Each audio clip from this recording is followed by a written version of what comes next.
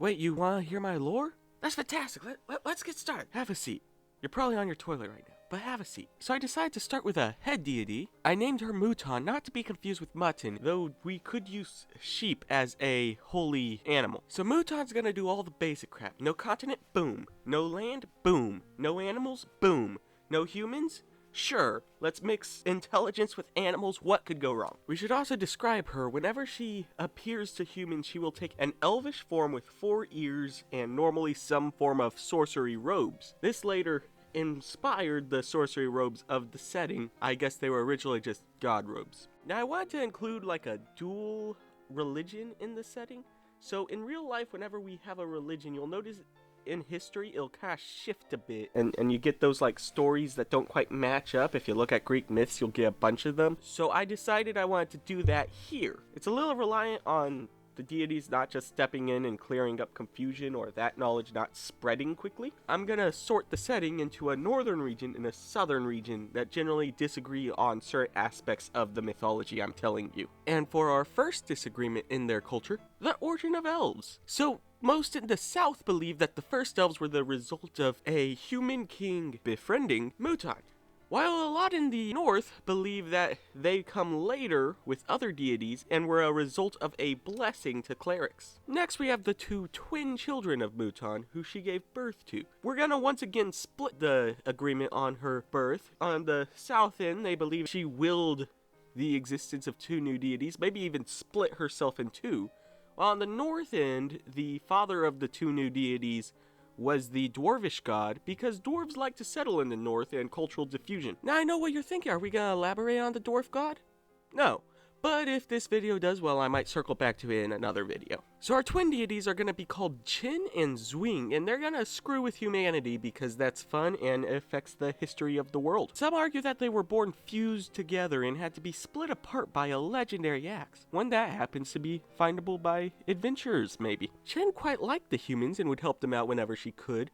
Zwing quite liked watching the humans and would make them more entertaining whenever she could. Zwing ended up making the Feywild because she liked watching humans interact with it, and Qin made the Glimmerboar, which became her sacred animal, to kinda help them pop to and from the Feywild. No one's actually sure where the Shadowfell came from. Many wizards believe it was like a natural counterbalancing act. Right after that, they both began developing clerics as an efficient way of interacting their will upon the world.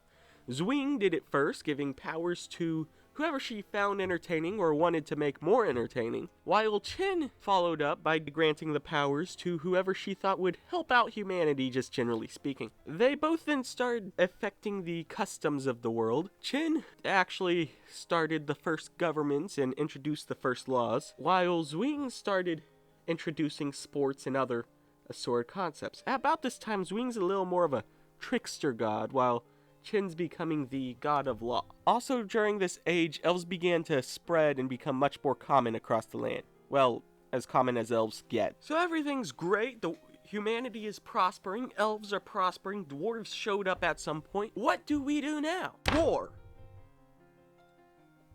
Now when the first war occurred, Qin and Zwing didn't really know what to do because they didn't realize humans killing each other was going to become that common of a problem, and they kind of debated on it. Zwing actually quite liked watching the wars, while Qin didn't. So Zwing actually started encouraging warfare, and very much relished in the less savory aspects of humanity. Now Qin saw this happening and was like, nah, I'm gonna fix that. So she started a holy crusade of sorts to kind of try and get all of the society into one big kingdom. That way there's no one to fight a war with. And since this is done through war, Zwing didn't really mind until the end. So I know what you're thinking. Wait, so the one who didn't like war tried to run a war that took over everyone else? Yes, and I suppose I should walk you through how that actually happened. She did this by offering really good surrender terms. Basically, she could easily conquer that village with almost no hesitation and crush them under a tyrant's heel, but she would offer them, hey, you want to just be part of our group now, and also offer a handful of, god blessings and whatnot. So they would take that, and after a bit, she came by some people who were like, nah, we don't want to join you, and she went to the warriors in dreams and visions and whatnot, and was like, hey, you should do a mutiny. And she succeeded most of the time, because people don't really like dying for a cause, especially if there's nothing bad happens if they lose that cause. So Zwing started introducing concepts like honor and loyalty to much of the area, mostly in the northern region, because Qin took over the southern region first, and this created a very strong warrior's honor, and that made the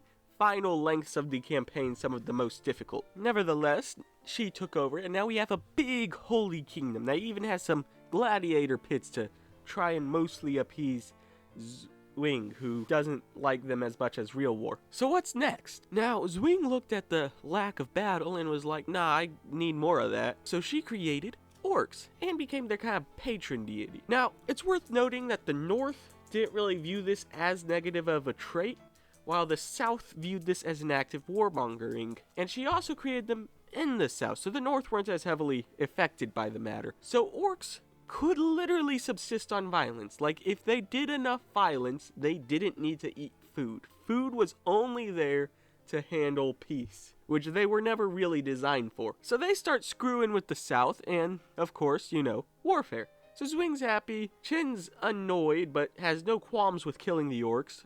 So it just becomes kind of a perpetual, smaller scale war, which is probably the best deal Qin can get with Zwing continuously wanting war. To help deal with the orcish problem, she invented and gave to humanity sorcery. So this kingdom held for whatever long fantasy length of time you want to blurt out, probably somewhere between like 1,000 and 20,000 years. And then they were having a good time. The deities became more distant, much more watchful, not really caring enough to go in and correct little inconsistencies in the religious texts, which led eventually to a civil war. Woo! Heck, let's make it bigger. Let's do 4 of them, 1 for each ear that I gave the elf goddess at the beginning. Now, the first civil war is gonna be based on the kingdom becoming a touch too restrictive, because whenever you leave humans in charge of an area uncontested for significant lengths of time, they have a tendency to get a little tyranny. They fought the war by guerrilla tactics until eventually too much of the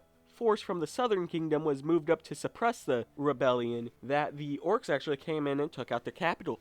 So after this was done, the rebellion instated a new government, which also grew tyranny. So they ended up kind of falling apart after only a decade, and the rebellion against them was led by Qin clerics and Zwing clerics, because warfare, this would be probably the greatest period of religious tolerance within the Senate. So after this, we have the Two Sons government, is what I'm going to call it, because it was the one that had both clerics on their side. And they went around and eventually also grew a little tyrant. Yeah, this is how civil wars happen. I don't know what to tell you. This one involved far more secrecy and resulted in many keeps still not being found today, which leads us to the 4th civil war. A elvish fellow who was there for the first one and the second one, and the third one was like, hey, this isn't working. So he acted as the organizer of the rebellion, and he wrote the new system for government. Essentially, city-states. Basically, any city that became bigger than, let's say, 100 square miles of land should be swarmed on by everyone else. Everyone just in general gets to rule themselves independently. Now, this led a lot more potential for war, so Qin followers weren't particularly happy, but it also got the backing of Zwing. He led this rebellion from the north and even allied with some orcish tribes for a bit there. Once they took over, he managed to actually get this philosophy to implement into the world, and now we have a vast nation full of city-states and no particularly strong military forces. Now, if you're wondering why I decided to spend time shooting through 4 civil wars worth of lore, it's very simple. Clerics were involved with all of them. See, clerics are quite funny because they use gold and holy artifacts, and they also use gold and spell components a lot. And they were all here during guerrilla warfare, hidden forts, big forts, other stuff, maps being destroyed, and things being lost to history. Congratulations, adventurers. You know what you're looting. So at the time where the campaign starts, people in the south, Qin followers, are trying to encourage peace treaties, but never enough to accidentally set off the swarm function of the setting. And Zwing is generally not liked in the south because of all the orcish raids. While in the north, Zwing is depicted much more as a trickster deity, and Chen is depicted as the tyrant that would take over everyone if they had the opportunity. Now you might be wondering during all this where Mutan went. She went and set up the afterlife. That's it.